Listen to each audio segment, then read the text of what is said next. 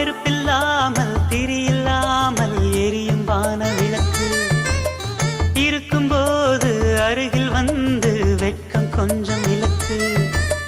கனவை கூட கவிதையாக்கி புலம்பும் இளைய கவியே, கவிதை என்னும் சிறகு கொண்டு பறக்க வேண்டும் இனியே. வெண்ணிலவின் முன்னாலே விண்மீன்கள் ஊர்கோலம். கண்ணிமையே மூடாதே, என் கனவை தேடாதே.